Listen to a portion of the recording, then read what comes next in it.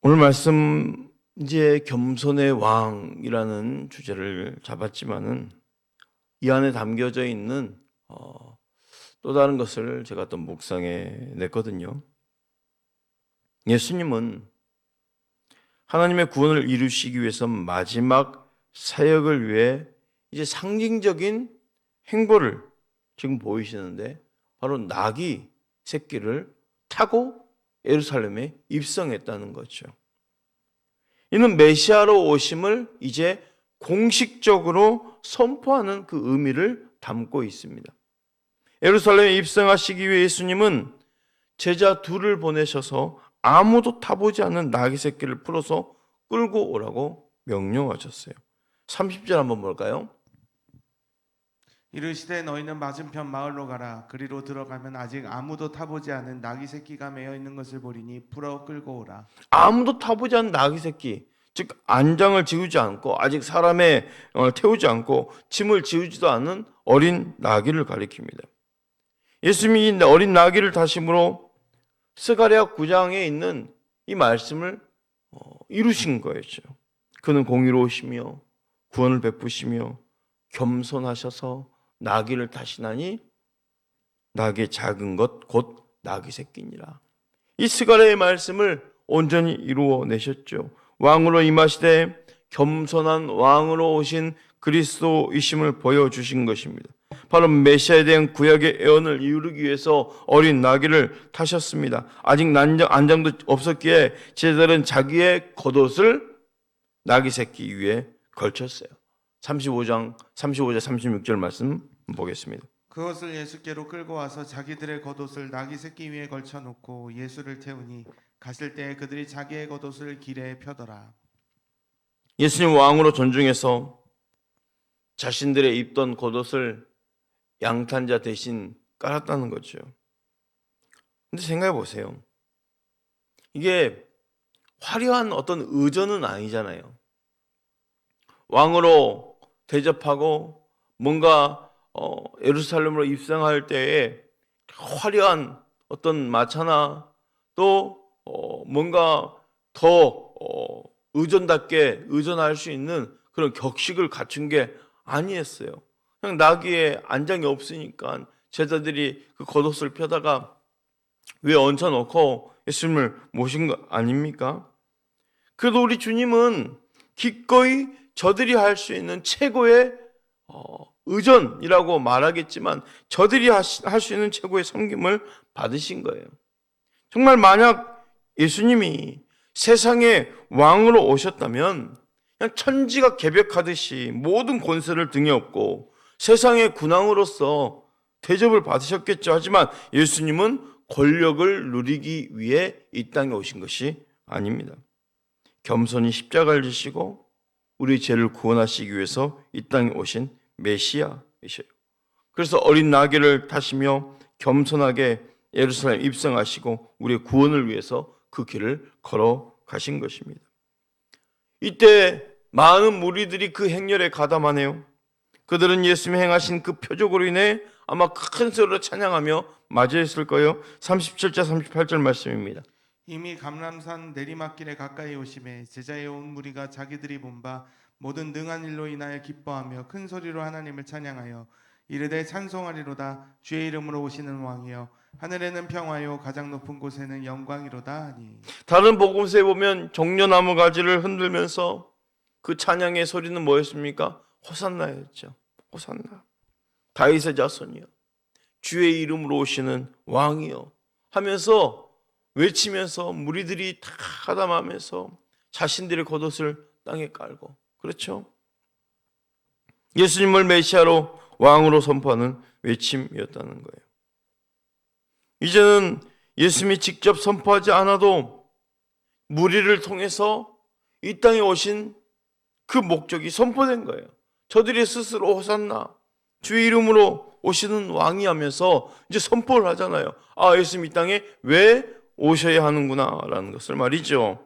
예수님 생애 중에 가장 영광스러운 환영을 받는 장면입니다.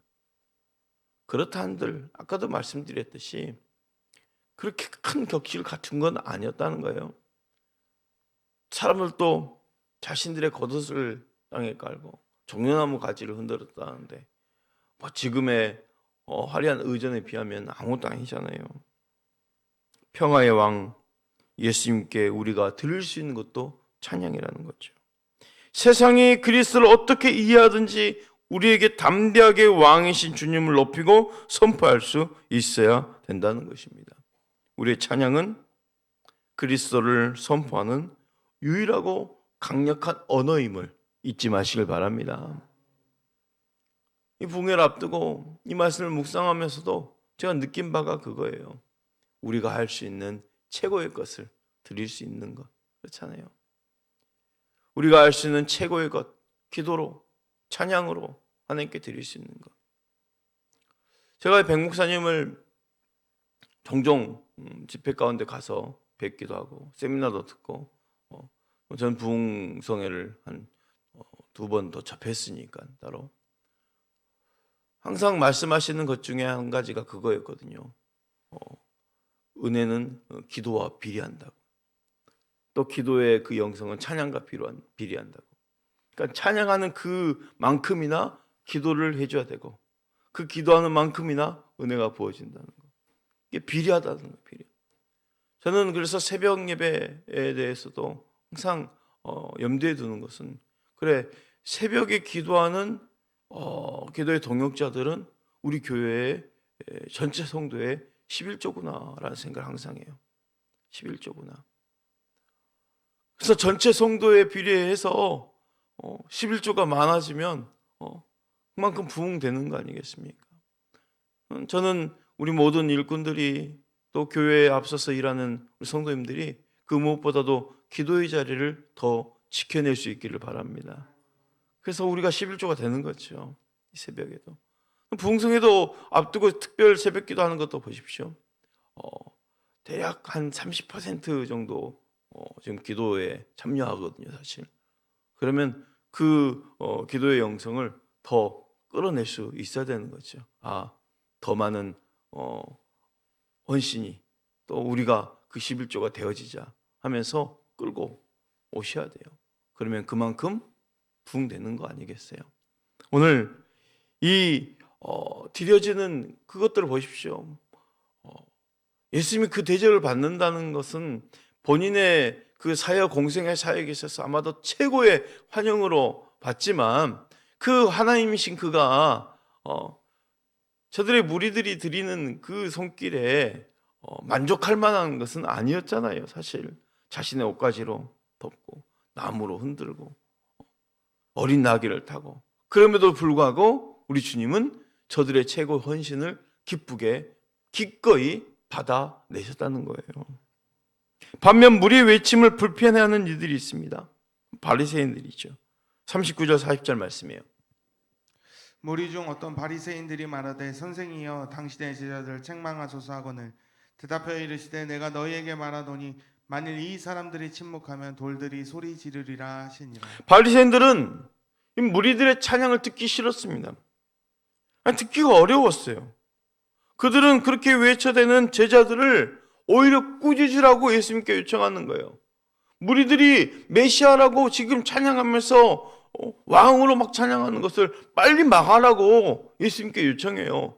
이건 완전히 신성 모독죄가 되는 상황이기 때문에 그래서 예수님이 당연히 저들을 지금 막아낼 거라고 지금 생각했겠죠. 왕으로 높이니 말이죠. 얼마나 당황하겠습니까? 예수님이 정상이라면 제자들과 무리를 진정시켜야 하는 것으로 생각했을 거예요. 그런데 예수님 오히려 이들이 잠잠하면 돌들이 메시아라고 소리 지르라고 말씀하십니다. 무슨 뜻입니까?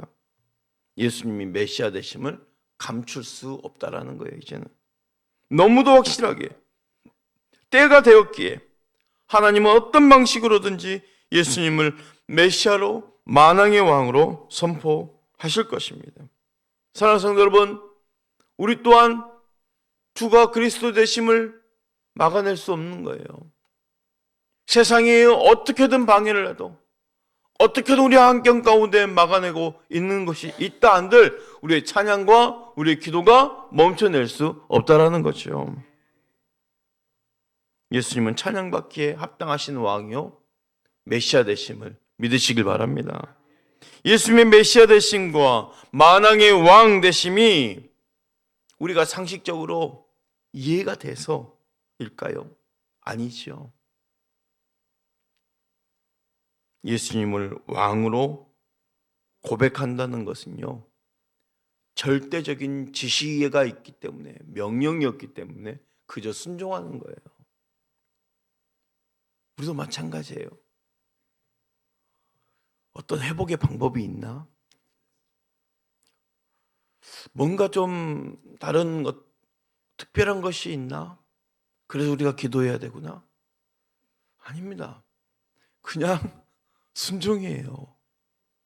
그냥 절대적인 순종이에요.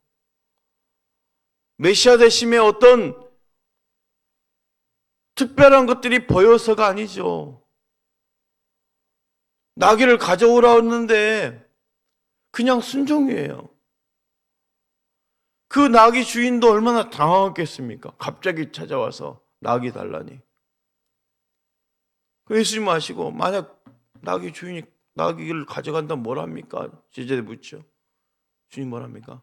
그냥 주가 쓰시겠다 하라. 그 말 한마디에 나귀 주인도 내줘버리는 거예요. 절대적 순종이에요. 절대적 순종. 이해가 돼서가 아닙니다. 부흥회도 마찬가지예요. 그냥 절대적 순종이에요.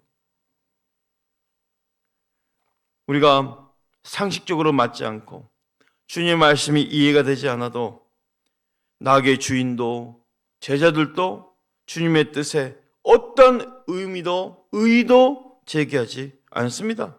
그저 주님이 말씀하신 대로 실행할 뿐입니다. 이번 한 주간 이 누가복음 19장의 말씀이 그대로 진행되면서 전날 참된 회개가 무엇임을 삭개를 통해서 알았죠. 어제 문화의 비유, 그렇죠? 우리 각자에게 주신 사명들, 종들에게 다시 오실 때 정산을 하시겠다는 것들은 뭐예요? 우리에게 복음을 맡겨주시고 증인이 되라 하시는 그 사명들이 다 주어졌다는 거죠. 여러분, 봉성도 마찬가지입니다. 나 혼자의 문제가 아니죠. 사명이에요, 사명. 나에게 맡겨주신 그 영혼들을 끌어오는 사명이 있다는 거죠. 오늘 말씀도 우리에게 주시는 특별한 그 묵상의 말씀이 뭡니까? 바로 절대적 순종이라는 거예요.